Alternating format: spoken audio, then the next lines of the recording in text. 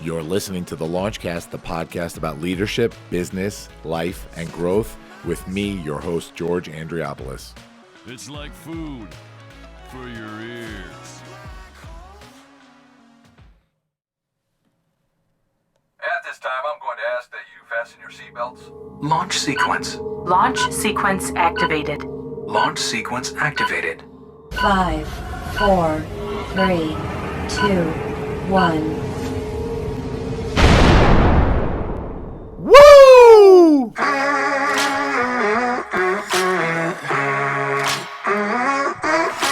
Hey, everybody. Welcome to the Launchcast. I know we're getting serious today, but damn it, I love this music. Whew. I gotta say my catchphrase. Whew. It's the launch dad himself, George Andriopoulos, bringing you your favorite podcast on the planet.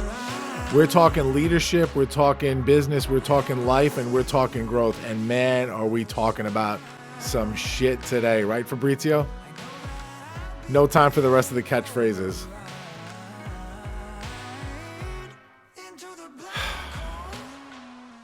Heavy. Thanks for joining me today, guys. A little bit of a mixed up intro today because I didn't know which direction to take this in. Today is a more somber episode, but I don't want it to be so much somber as it is about hope in the end, and I hope we can all see that by the end of the episode. Today I was inspired to do this episode because of some stuff that's been going on in the news locally to me, some of it, and some of it across on the other side of the globe that's really been affecting me as of late. Big time as a leader, as a man, as a father, as a goddamn human being. I'm disappointed. I'm saddened. I'm angry.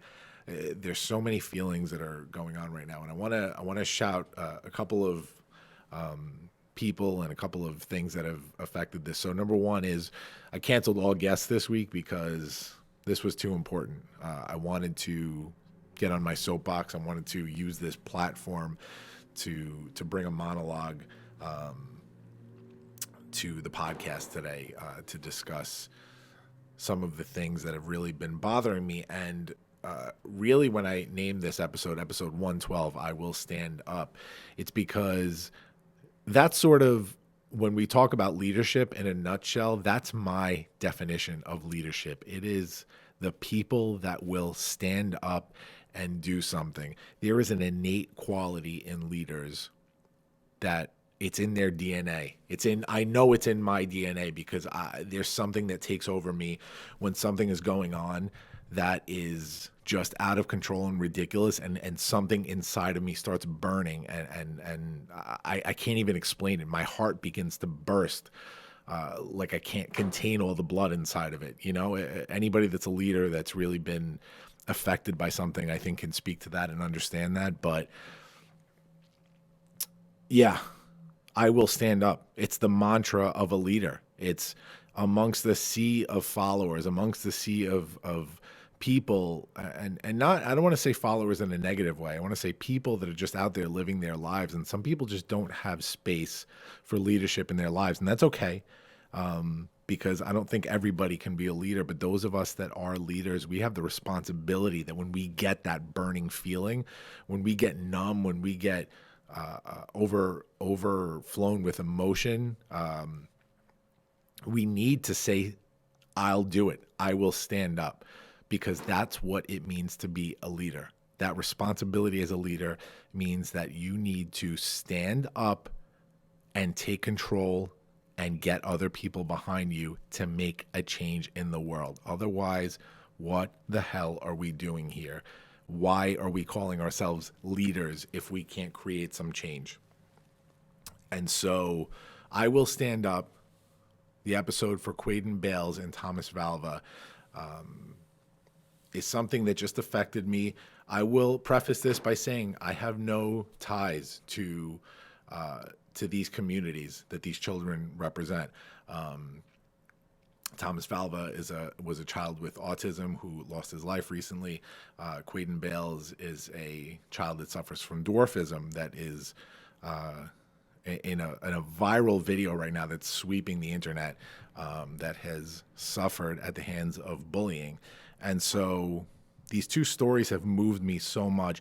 And I will say that I want to give a shout out to Sounds Like Autism, the SLA podcast, because they were individuals. Dave Thompson and Josh Mirsky are individuals that represent the underrepresented, right? They speak about the autism community and in many ways on behalf of the autism community, because Josh is on the autism spectrum. And when I heard about Thomas Valva, and we'll get into the story in a minute for those that don't know, I reached out to Dave. It was late. I texted him. He's a buddy of mine. I was angry. I was super, super angry. And if you listen to their most recent episode, they actually tell this story, which I was really thankful about. A few weekends ago, on a Saturday night, I think, I woke up to a text from George. George he was on the show, but it wasn't, we weren't recording by accident. So he hasn't made it on the show yet, but we talk about him all the time. George Andriopoulos. He's a friend, he's a mentor, and he's the producer of the TEDx event that we did this past summer. But I woke up to this text from George. George has nothing to do with the autism community except that he knows Josh and I. And he's a dad. And he's a local dad. He's a Long Island dad. And he was outraged. He was pissed off. He was really, really upset. And he's a sensitive guy like me and Josh. And ever since TED and the journey that he went on with us, helping us prepare, he's been really invested in neurodiversity and celebrating people's differences and understanding that this is a big societal issue that he wants to get behind. And we've been in talks with George about some ways in which we can, put his talents and our talents towards creating some positive change locally and nationally. But the reason why he was so upset is because he heard this news. And he said, we have to do something. And he's absolutely right. So I want to thank people like George who have nothing to do with this, but understand why it's so important.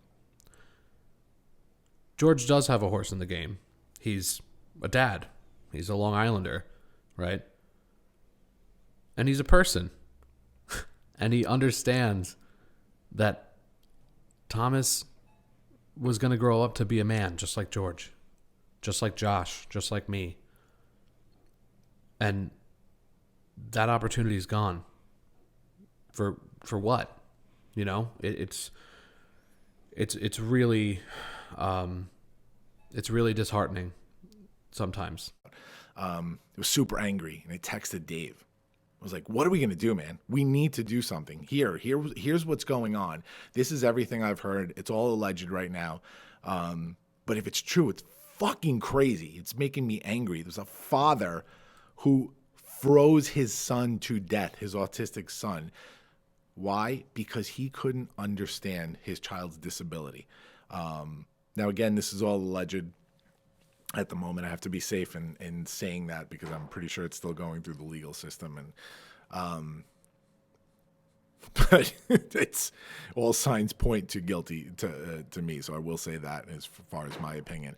I reached out to Dave and I was like, Dave, we need to do something, man. There's got to be something that we can do. We share multiple platforms that we can use to get out here, the podcasting, the public speaking.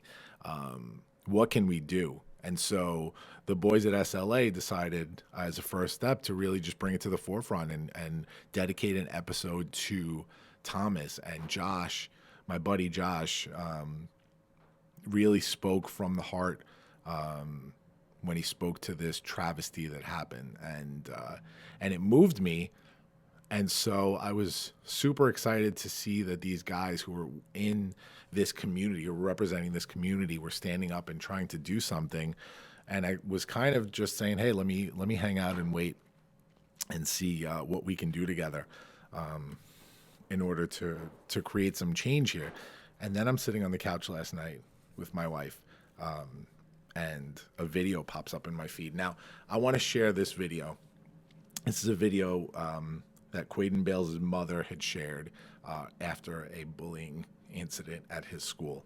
And I'm sorry, I'm getting a little choked up here because I'm not ashamed to say that I watched this and I was pouring tears on the couch. And I'm a big mush to begin with, but this broke my heart. It broke my heart watching this for a lot of reasons that we'll talk about, but I want to play this video first. I'm going to play it in its entirety. I'm going to give you guys a trigger warning here because this is some powerful shit. This is a child who has been bullied, and he's upset, and he is angry, and he is sad, and he is experiencing the range of emotions right now, and he is talking suicidal talk.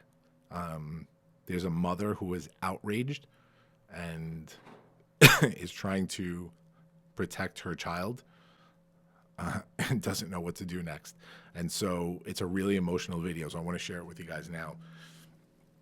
And we'll come back and talk about it.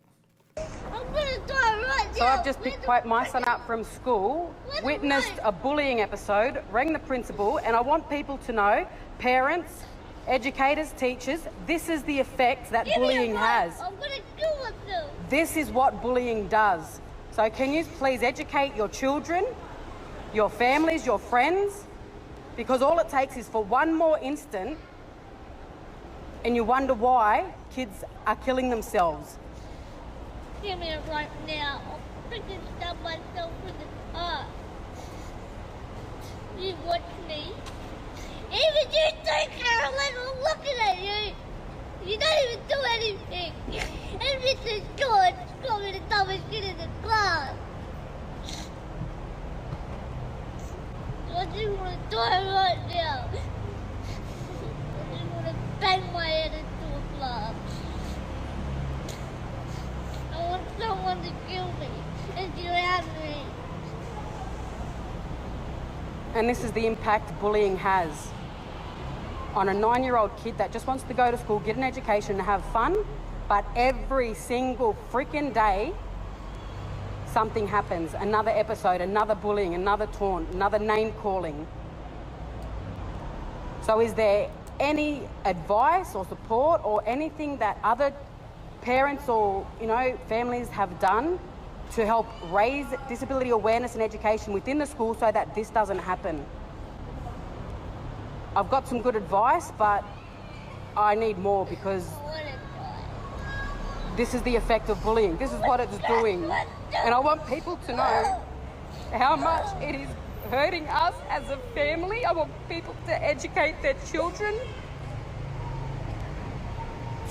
The whole anti-bullying shit isn't working. And I've got a son that is suicidal almost every single day. Every time there's a triggering anything that happens at school or in public, which is almost every time we're in public, and we're about to head into a shopping centre now. And I wish that I could record everything every instant when we're in public or have a hidden camera so that people could see. And this is the side that I don't choose to share. I choose to keep this private, but we can't do it anymore. We try to be as strong and positive as possible and only share the highlights, but this is how bullying affects a 9-year-old kid. And I've got to constantly keep my eye on him because of the suicide attempts. This is what bullying does, people.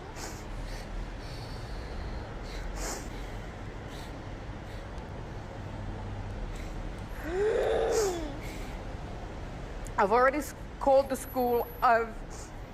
It's been several times. Every time there's a new kid that's not aware of Quaden's condition, it's bullying. So we just went to pick him up and we saw a student patting him on the head and making fun of his height. And I said, "Do you want me to do something about it?" He ran to the car in hysterics, because he doesn't want me to make a scene at the school, and God knows I will. Me and his sister were there, and we wanted to do something right there and then, but he wanted to come home, and now we have to deal with this.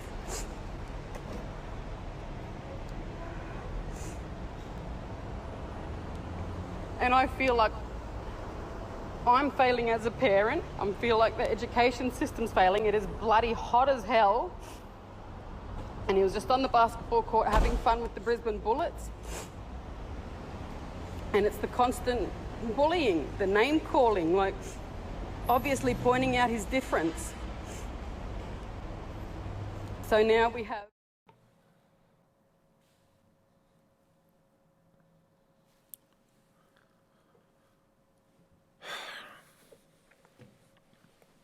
I had to cut it off. You get the idea, right? I had to cut that off. You get the idea, guys.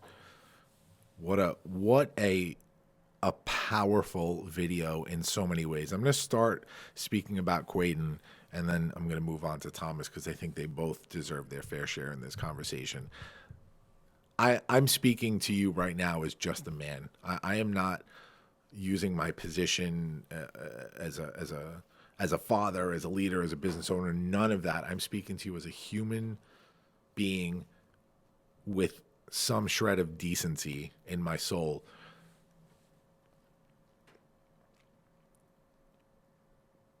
What are we doing here? What are we doing here? That boy is 9 years old. That boy is 9 years old. I have a 9-year-old boy at home. I have an 11-year-old girl at home. And I know I'm a sensitive dude, but if my child came home in hysterics like that on a daily basis, my heart would be shattered into pieces. Shattered into pieces. I couldn't imagine how my child would feel in that position. And I don't want to imagine it because it's too hard to imagine. I think that a lot of people need to look at these situations and do the hard thing. Imagine it's their child. Imagine it's their nephew, their friend. Imagine it's just a kid.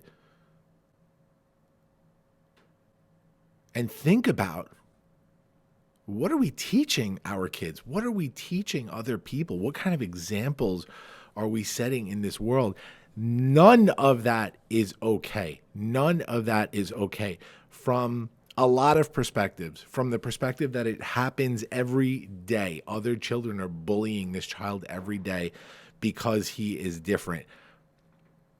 That's coming from the parents, dude. I'm sorry. That is coming straight from the fucking parents, and you need to do a better job at teaching your children how to be human beings, because it is unacceptable. I don't give a shit what year it is. I don't care if it's 1965 or 2020. At no time ever should that be an acceptable practice. I don't care how old school, new school you are. We are talking about human fucking beings here. And at no time should that behavior be acceptable. At no time should a human being ever have to feel like this. Ever, let alone a 9-year-old child who is struggling to find their place in the world. A 9-year-old child who is struggling with a disability. A 9-year-old child that is struggling to fit in.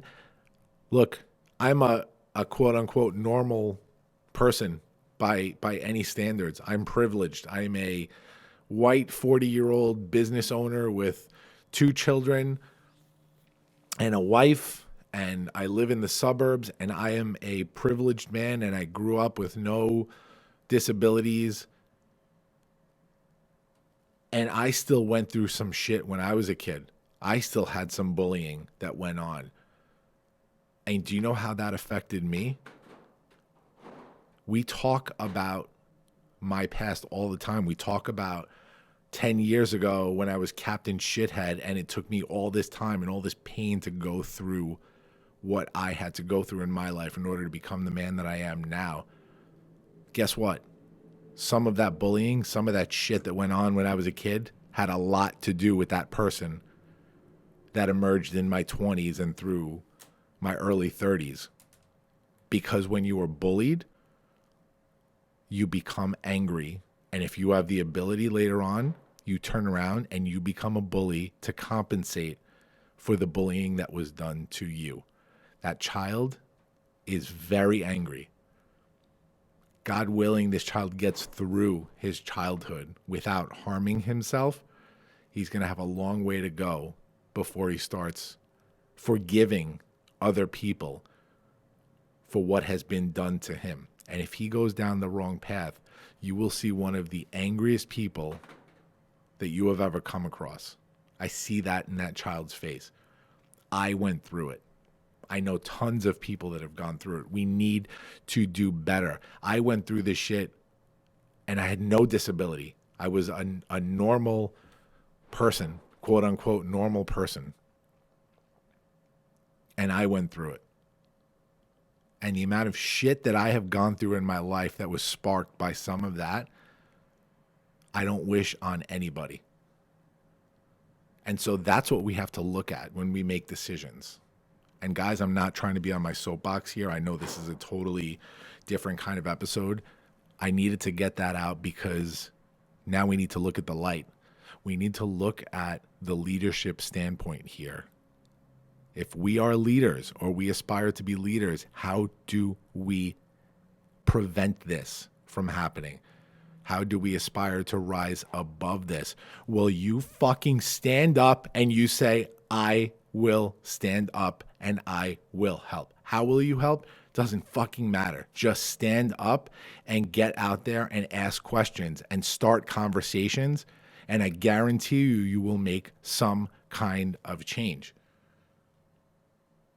There are people that are listening to this that are going to think that I'm riding the wave of a viral video and attaching some kid's name to my podcast so that I can get a few ratings. And that's fine. That's fine.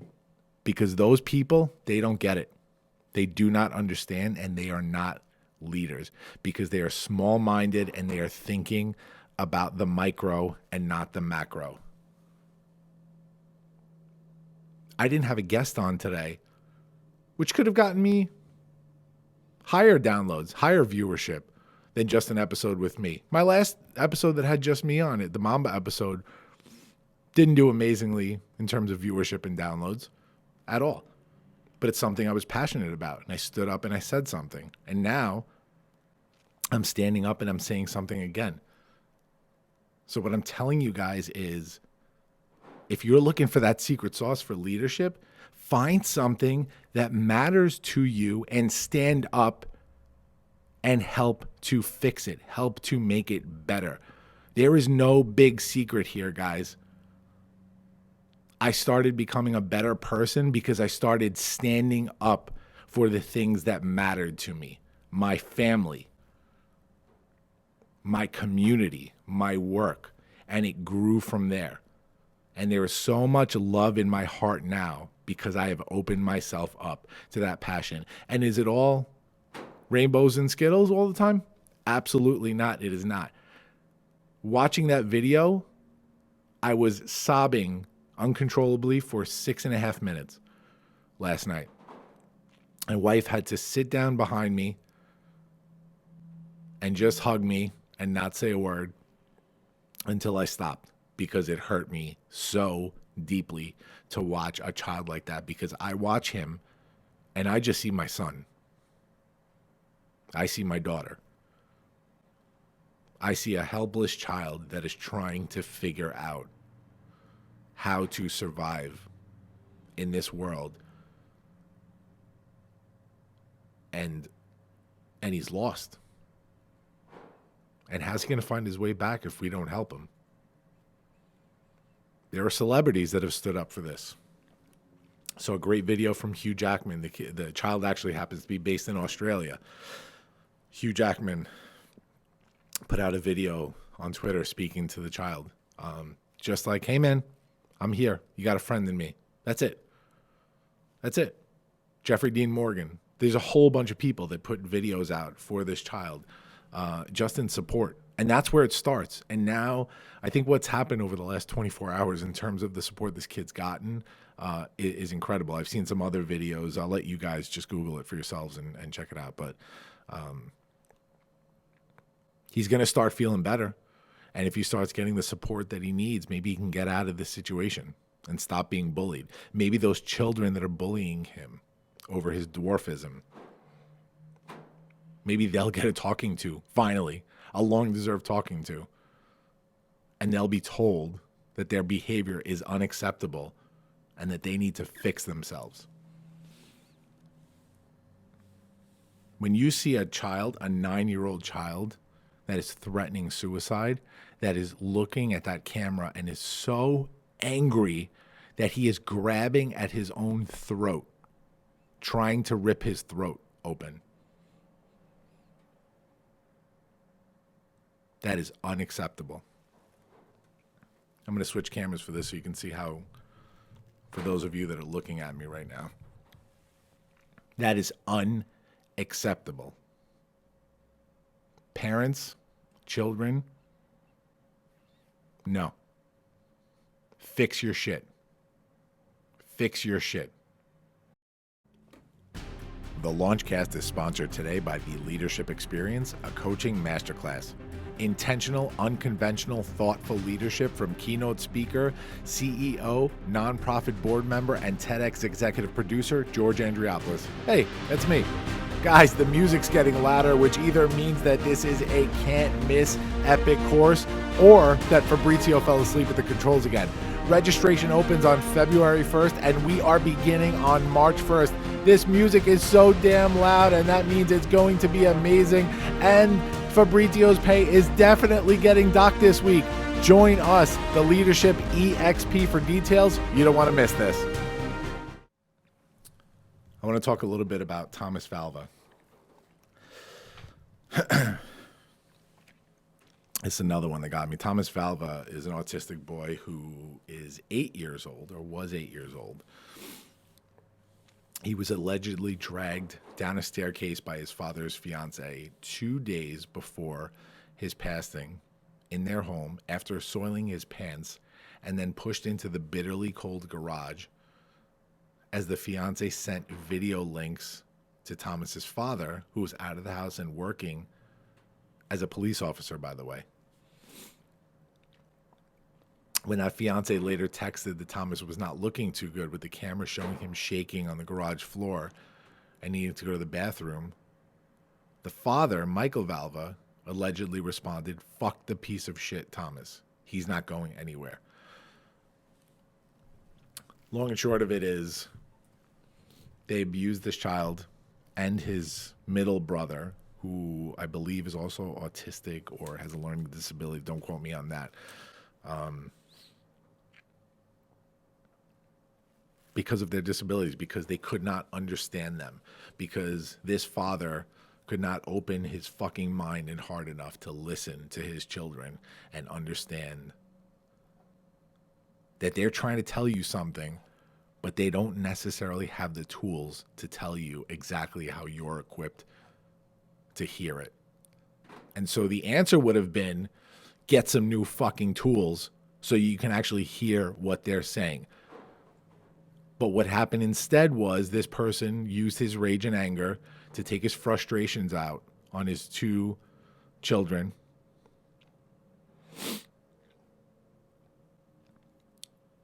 Consistently punishing them, torturing them, traumatizing them.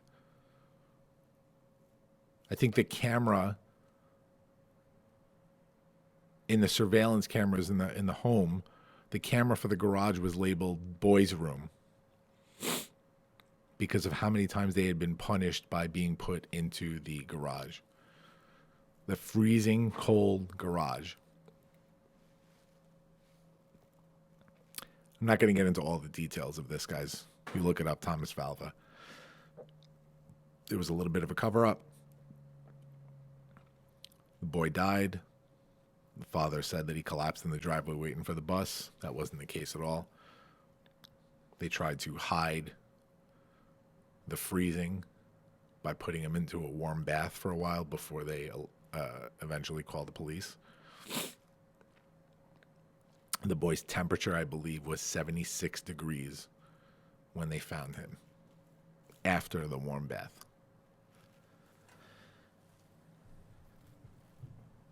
I'm not going to go on another rant. It's just way too powerful.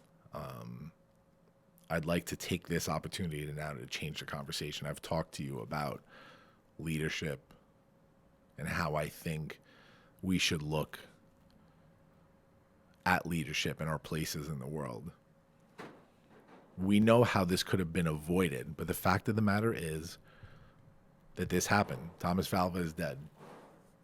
Quaden Bayles has been bullied and is traumatized 100 times over, 1,000 times over. I don't even know the details of it.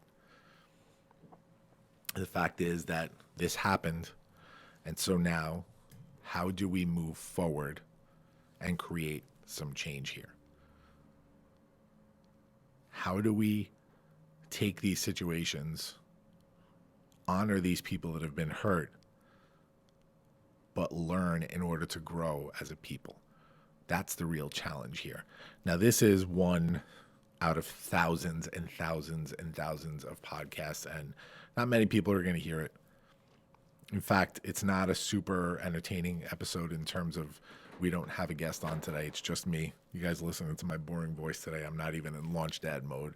I'm in actually dad mode, not launch dad mode. Two different things. And even though this isn't going to be heard by a lot of people, I know the quality people that listen to this show. It's change makers. You're listening to this show because something inside of you at some point has said to you, it's time to become a leader. I want to learn how other leaders think. I want to learn how other leaders operate. And so that's always the goal of the show, is we bring a guest on to talk about what their leadership has been like, what their life story has been, how they evolved into the leaders that they are today.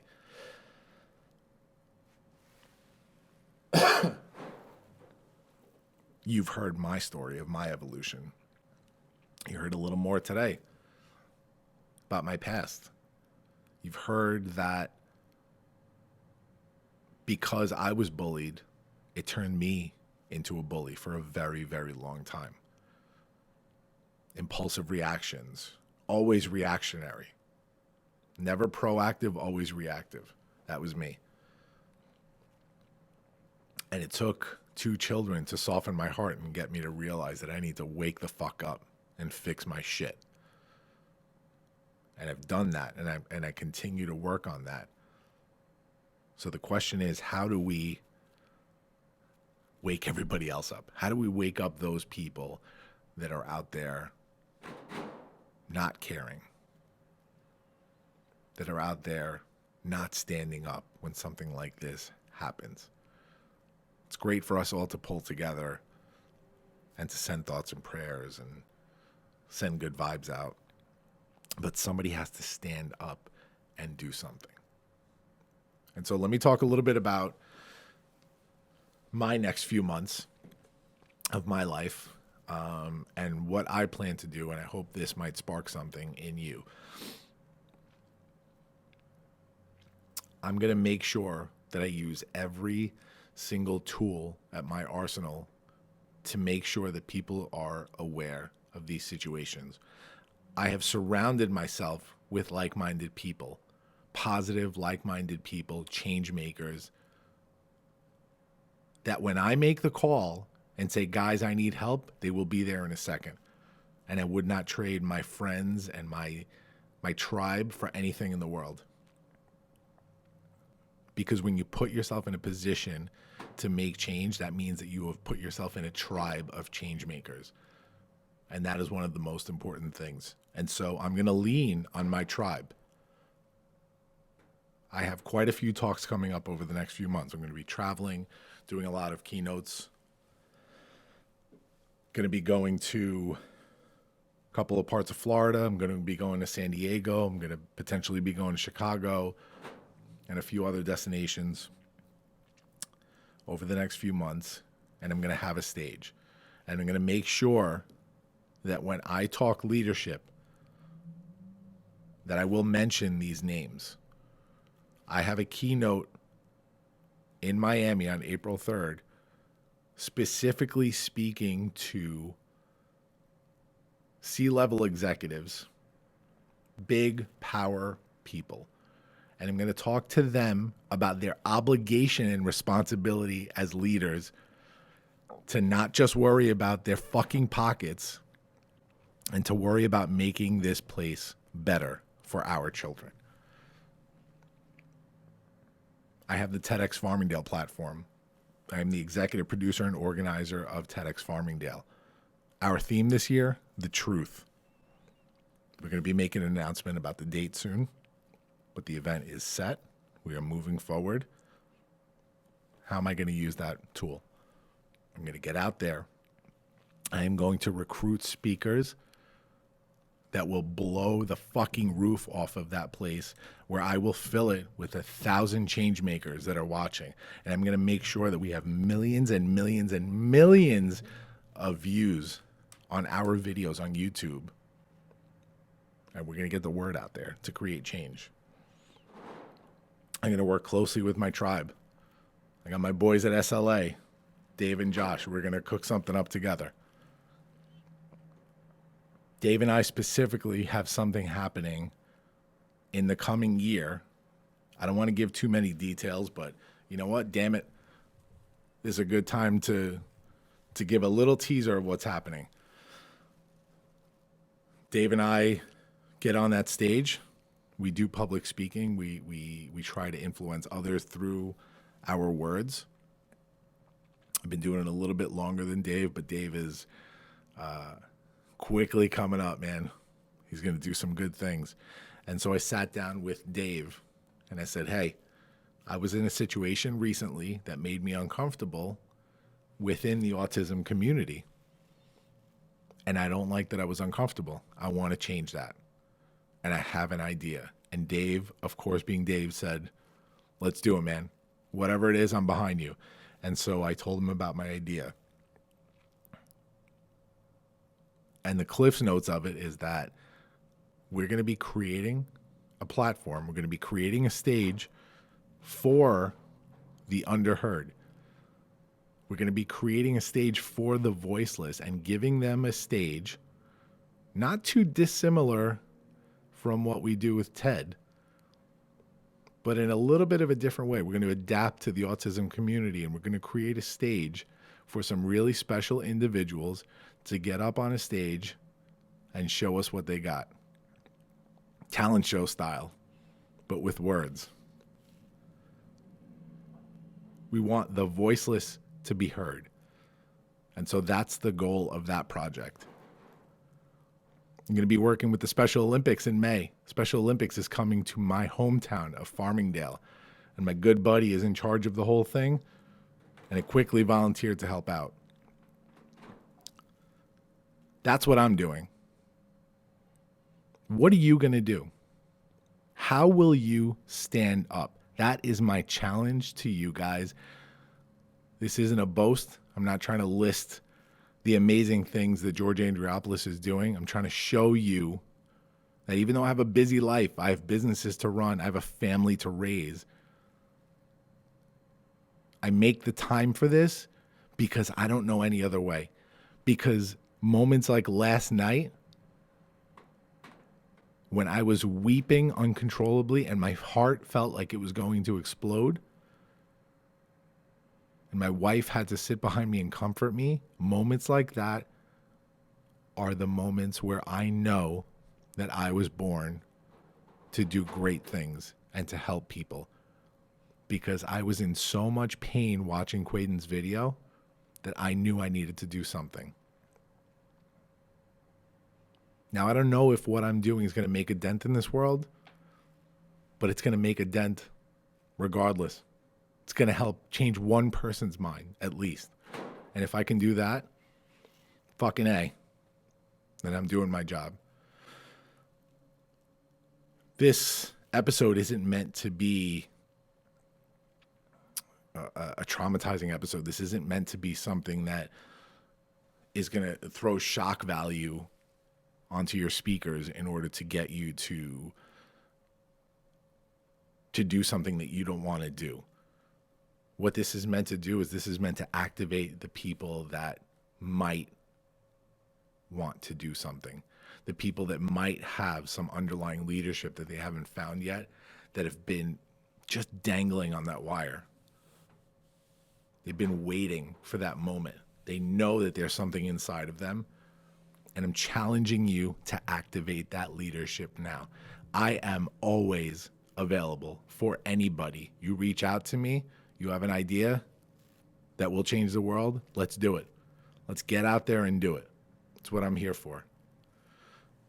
And so I want to say that I am so lucky right now to have this platform. I have been, over the past 12 weeks, it has been 12 weeks. This is episode 112. And I will say that I am really proud of what we have done here with the Launchcast. We have talked to some amazing guests. The messages that I get week after week from you guys are so incredible. And I thank you for acknowledging what I'm trying to do here. I thank you for trying to join the tribe. I thank you for just being people of value in this world that recognize the value that I'm trying to put forth.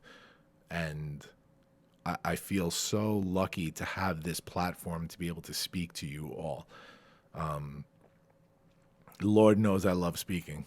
You all know it. You know it. And if I can speak and use the words that I'm saying for good, how lucky am I? So it's time for you guys to stand up. Any guidance you need, I'm here. Reach out to my tribe, reach out to your tribe. Get your own tribe if you don't have one. And figure out how to stand up for the underheard, the underserved. And just get out there and do something. I appreciate you allowing me to stand on my soapbox for the last however long it's been. We're not going to make this a crazy long episode. I appreciate you allowing me to stand on my soapbox and speak to you in this way, one-on-one, honest truth. I want it to be so real with you. There's no big three this week. There's no spark moment of the week, because this is the spark moment of the week. The spark moment of the week is the spark moment that has been a theme in my life. I will stand up. Anytime I've done something good in my life, it's because I fucking stood up. I stood up for something, for someone, for myself. Those have been the spark moments in my life. And so this week's spark moment of the week is this episode. Create your own spark moment. The spark moments, as we talk about, they are those moments that you look back on that were the pivotal moments in your life that sparked change. Whether they were good or bad, something happened. You sparked some kind of change and went down a path because of that moment. Now, I hope all your spark moments are good, and I hope this could be a good spark moment for you guys. We shall see. We won't know until we do it, right? So again, find that tribe. Lean on my tribe, whatever. Let's get something done, guys. We can't see more kids like Thomas Valva and Quaden Bayles out there. We can't. It's not what this world is about. Ooh, the Big Talk Academy, our newest sponsor. Guys, you have a story to tell. You want to make an impact, and damn it, you are ready for more. I know all about this journey. You see yourself on that big stage, so what are you waiting for? I know you're ready to take that big stage, and you are probably freaking out about how to do it, but relax. The Launch Dad's about to tell you how to do it. And if I'm the Launch Dad, then this lady right here that I'm going to talk about has got to be the Big Talk Mama, because she has helped to bring to life more talks on big stages than you could possibly imagine. Award-winning director, speaker coach, and producer Trisha Brook, she founded the Big Talk Academy, and she founded it for you. This is a 12-week virtual certification program, and she's going to teach you how to identify your big idea, craft your big talk, and learn to pitch like a boss. She and the other members are going to support you along the way, and I know all about this community, guys. It's incredible, and they're going to help you realize your dream of becoming a sought-after speaker. In Trisha's community, you might be on the big stage by yourself, but you are never alone. Group calls twice a month. You can ask Trisha anything and get the support that you need to take things to the next level. Guys, the Big Talk Academy, it's waiting for you, and so are your big stages. Let's do it. Thanks for joining me, guys. Back next week with an awesome episode. I can't wait for you to hear it. Remember to follow us. All that stuff's going to be on the post. Check out the show notes for any important links. You know the drill, right? Later, guys. Launch sequence terminated. Into the black hole.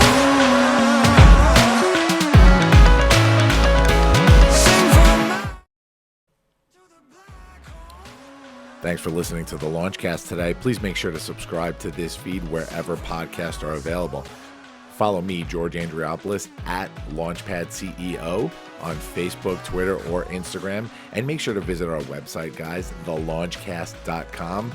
Looking forward to the next episode. See you soon, guys.